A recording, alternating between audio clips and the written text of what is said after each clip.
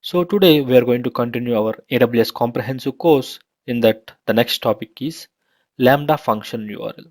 So in this topic we are going to cover what is Lambda function URL and how it is useful for us. So if you see the first point, right, the use case of function URL is if we want to use our Lambda as a HTTP endpoint. So you want your Lambda function to expose as an REST API or an HTTP function so that the end users, right, they can use your Lambda function as an API instead of invoking it in a function, right? They can access it like an API. So how useful it is, right? Because usually APIs won't take much time and Lambda will execute only for 15 minutes. If we expose our Lambda as an API itself, right, then you can directly execute the code and get the response as quick as possible, right? But right, usually we will go to ALB or API gateway to point Lambda as a backend and expose it as an HTTP or REST endpoint.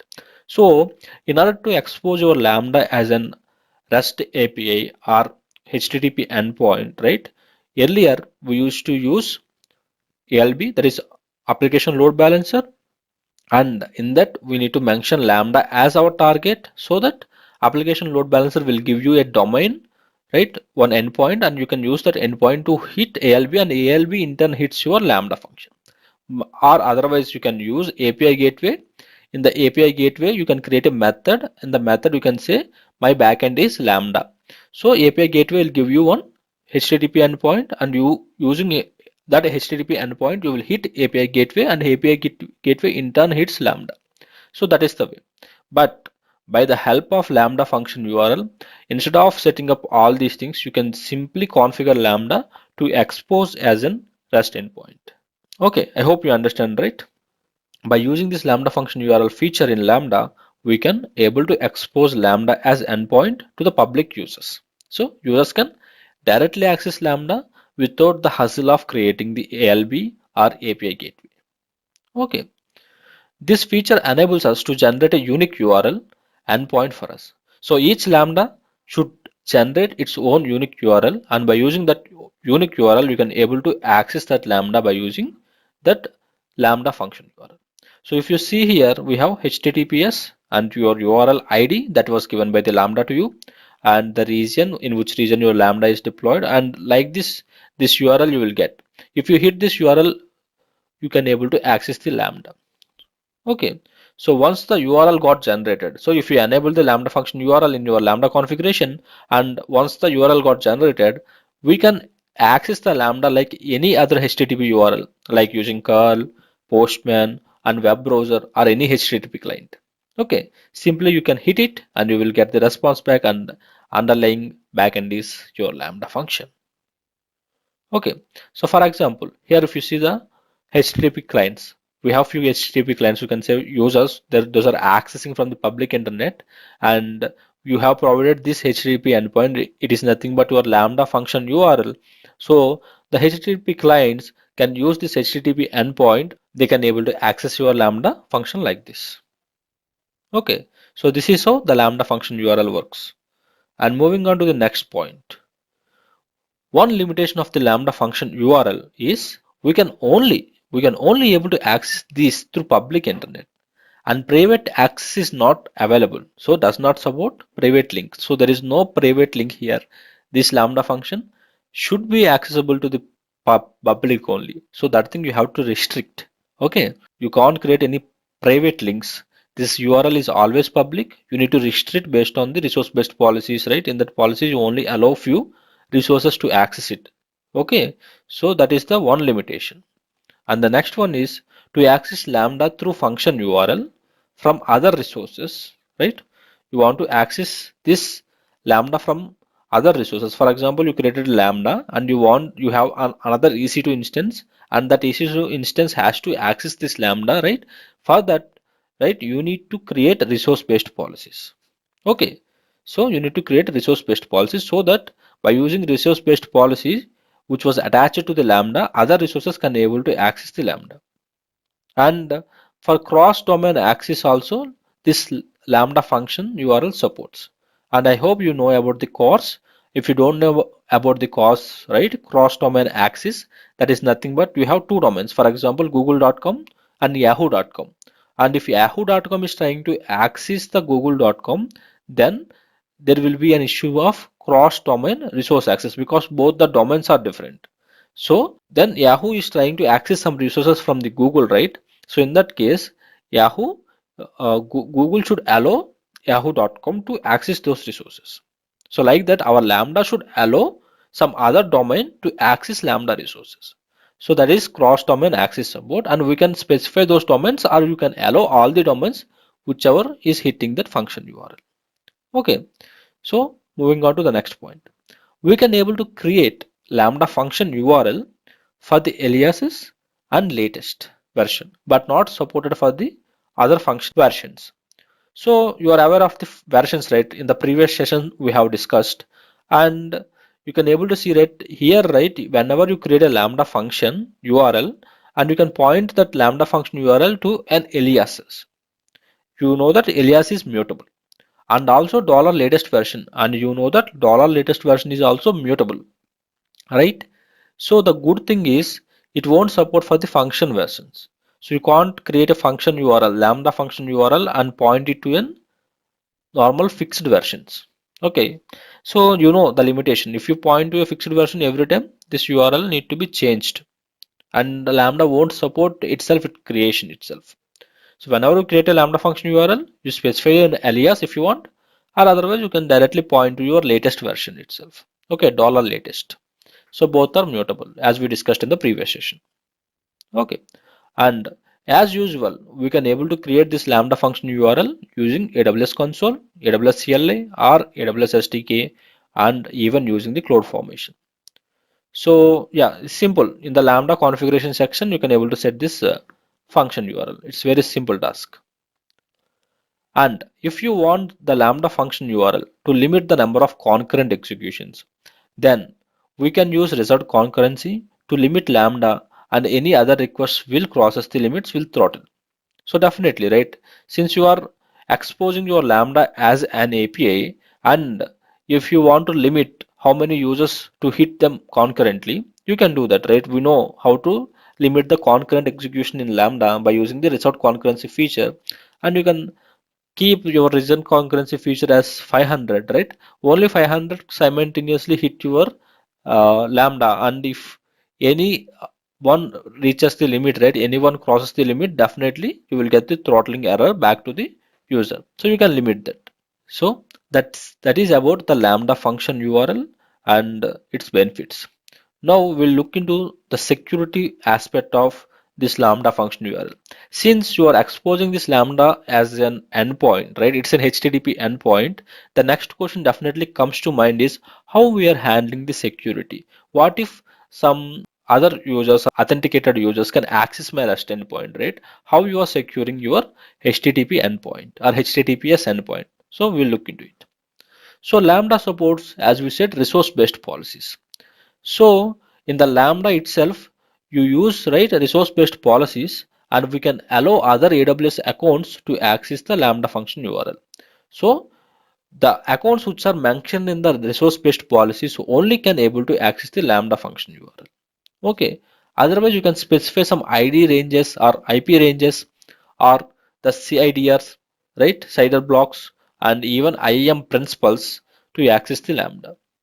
So this resource-based policy usually we will attach to our Lambda function. So in the Lambda function, what we are saying in this resource-based policy, right? We'll specify some account numbers. So only these account numbers can able to access my Lambda through Lambda function URL. Otherwise, we can say these specific IP ranges are CIDR blocks only able to access my Lambda. Or otherwise, we can say like this also, only the specific IAM principles can able to access my Lambda through Lambda function URL. So that's how the resource-based policy helps in the security aspect. And the second one is definitely the CORS, that is cross-origin resource sharing. We have an option to set CORS. If some resource in different domain try to access Lambda, right? For example, your Lambda is .aws.com, right? finally you will get an URL. At the end, its domain is .aws.com, and you are trying to access it from some google.com. Okay, then right, google.com when hits the Lambda should allow that google.com to share its resources. But if you didn't set the course option in the Lambda function, then definitely your Lambda will not allow that another domain to access its resources. Like that, we can enable course, disable course in the Lambda, right? So we may allow them to access by specifying the domain names in the Lambda function URL configurations. Like this course is another aspect of security or another layer of security in Lambda function URL. And moving on to the third option, right?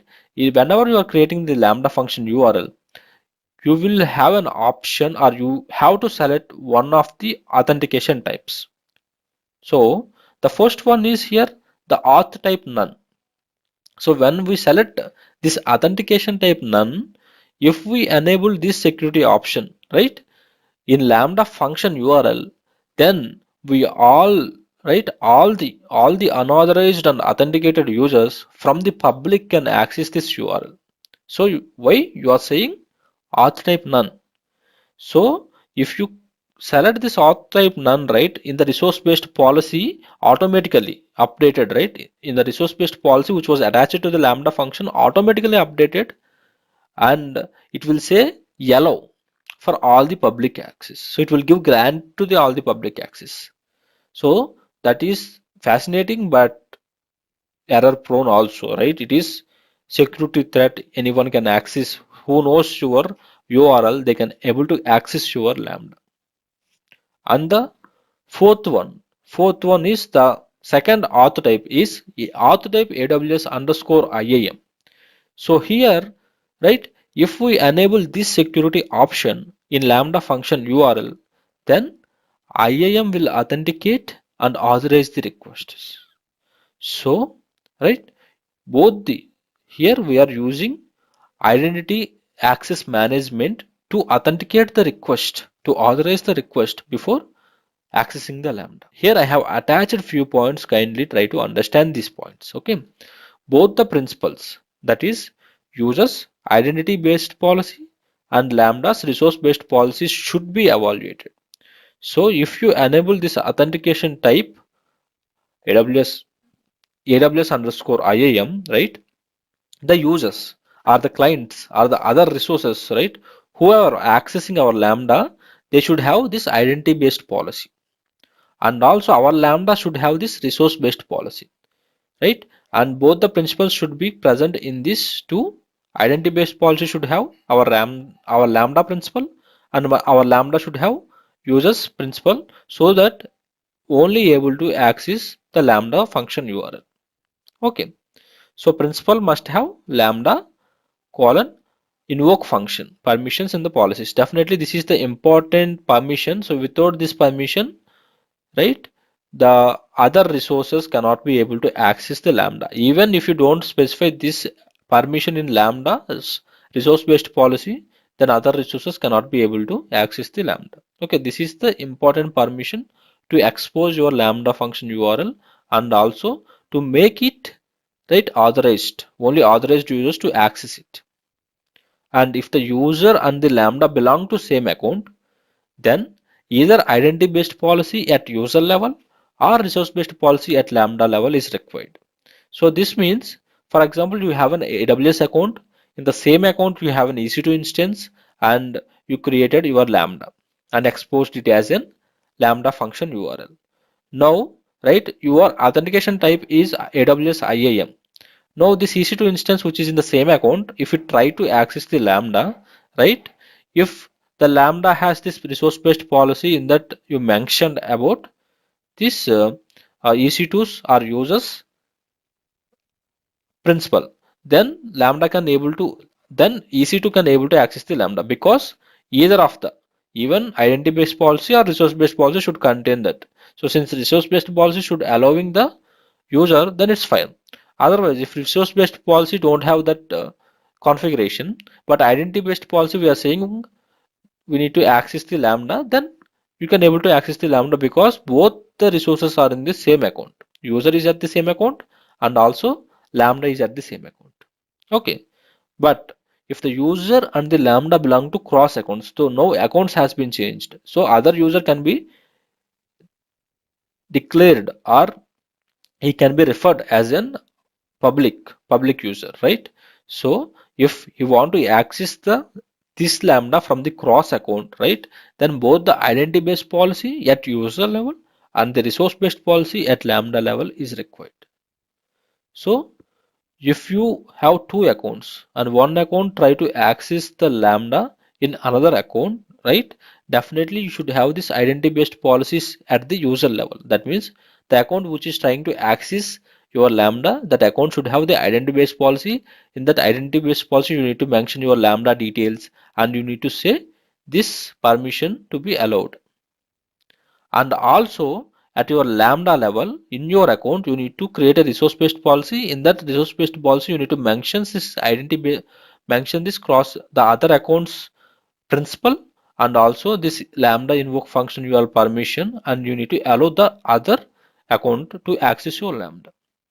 So this is more secure. This is what recommended by the AWS also to use instead of auth type none, which is also good, but right, you need to mention and you need to carefully configure your resource based policy because it allows all the users. Okay, so moving on to the next slide where I am going to show you how auth type none will work. So for your better clarity, just look at this picture. I have account A. In this account I have a Lambda function, and also I have few users who are accessing these Lambda functions through internet. Okay, and since I exposed my Lambda function as a Lambda function URL, users can able to access my Lambda. And if you see here, I attached a resource based policy to this account like this. I said effect allow and principal star. That means all the principals, irrespective of any, right. We are not restricting here. We are allowing all the principals to this action where they can invoke this function URL. Okay, so this is the function and this is the auth type we provided, that is none. So this is dangerous. If you specify auth type none, automatically Lambda will create a resource based policy like this, and in that principal is always star and other users can able to access your Lambda URL. But if auth type is AWS IAM, it should look like this. For example, you have an account here where you have Lambda function, right? And if you see the resource based policy, it will be created like this. Here you can have the effect allow for only specific principal, not all the principal. And you can say this is that principal. That is nothing but this account B. Okay. And here the action is Lambda colon invoke function URL and also the resource name is this particular Lambda. And we are saying auth type AWS IAM. So that you can able to see the principal has been an AWS one and also it has to be evaluated before accessing the Lambda. But not only resource based policy. If the other user is accessing from the other account, right, he should have definitely this identity based policy also. If you observe this identity based policy for the other account, here also the effect is allow. So we are allowing the account B to perform this action for this resources. What was the resource? Our Lambda function. So you have to specify the Lambda function name here. So this account know this. So this account B knows our Lambda function name and it says to invoke this function URL by using the identity based policy, and also in the Lambda's resource based policy we know that which principal should we allow to access, and that is the same account B, so that account B can able to access our Lambda function. Okay, so this is about Lambda function URL and its security features. We'll meet in the hands-on session. Okay, so in this hands-on session I'm going to open the Lambda, right? We are going to create the Lambda function URL. So for that we are going to create a Lambda. I have a Lambda which was created in the previous session, but I'm not going to touch it. I'm going to create a new Lambda for this demo. So I know you know, I know you guys know about how to create Lambda, so I'm not going to explain it. So I'm going to create test Lambda function URL, and I'm leaving as it is and creating this function. So I have created a Lambda function. Okay, so it is creating, it will take some time, we'll wait for some time. So the Lambda got created, that is test Lambda function URL. So in this Lambda, right, if you want to create a function URL, we'll try to create first function URL. We have a code like this which will return hello from the Lambda. So we'll test this code also by creating the sample event. Okay, and we'll see what was the response from this code. So you can see we are getting status code 200 and hello from the Lambda. Okay, so this is what we are expecting if we expose our Lambda as an HTTP endpoint. Now go back to the configuration, and in the configuration section in the left side you can see the function URL option for it. And if you click here in the function and if you click here in the function URL, you can able to see or you can able to create this function URL. So click on this create function URL and right try to create. We can try to create, save. So now if you see your Lambda function, you have created a function, URL, and by using this function URL you can able to access your Lambda. That's it, right? You just directly created your Lambda URL. So I'm opening this and you can able to see my Lambda got created. My Lambda function can able to access the Lambda and I can able to get the response from the Lambda as hello from Lambda. Now, right, you may wonder how to create this Lambda function URL for aliases, right? For that we need an alias, and for alias you need a version. So I'm going to publish this version. So first I'm creating a version. So if I publish, I will get a version 1. And in the version 1, if we try to create a function URL, right, you can able to see you can add a function URL only to the unpublished function version or to an alias. So as we discussed in the, or as I explained in the previous theory part, we cannot add a function URL or we cannot create a function URL for the versions because those are fixed. And in future, if you want to switch between different version, it is not possible. It is possible, but it is difficult. But if you point to an alias, it will be easier for us. So that's why Lambda is not supporting this function URLs, right? This function URL option for the versions. Now go back to the Lambda and go to the aliases and create an alias. I am saying dev and the version is 1. Okay, I'm saving now. Now I have a dev alias. So we'll try to create a Lambda function URL for this alias. So for that, go to configuration section, function URL option. In the function URL, you can able to create function URL now, right? You can have this auth type AWS IAM, and if you see the additional options, you have some invoke modes also. You have configuring the cores where you can able to allow the all the domains, or you want to allow only specific domains. You want to choose the headers, right? Expose some headers and some methods that get put or post. So you can configure so many things in the course section, right? Cross origin resource sharing section. You may explain, you can explore them by yourself based on your requirement. But yeah, you have this option also. And for none, right? If you select the none, you can able to see a resource based policy attaching to our Lambda function where we are saying allow all the principals for the Lambda colon invoke function URL action. Okay, so if I click on save, right, it will create another Lambda function URL which will pointing to this dev and dev in turn pointing to the version 1. In future you can point this dev to the version 2 also, and you can able to access this thing like this. So we'll do one thing, we'll go to the our Lambda function, right? So the first Lambda URL which what we have created, which is pointing to the latest code usually. So we just created at the latest code itself. So we'll change the latest code and see the difference. So in the code I am saying from latest. Okay, and deploying this code. Now try to access this URL, the URL the Lambda function URL which was created for the latest version, and we'll see now. Look, hello from Lambda from latest. And if you go to the alias one, right, it's still showing the hello from Lambda because it is pointing to the version 1. But here we have created for the latest version code itself so that you can able to see the changes immediately. So whatever new changes you have done to your code and deployed it, and this function URL, since it is pointed to the $latest version, it can able to get that response. So that's about this Lambda function URL hands-on part. I hope you understand how to create it and how to configure it. And thanks for watching my video. If you like my video, like, share, and subscribe, and let me know in the comments if you want to learn any other concepts. Thank you.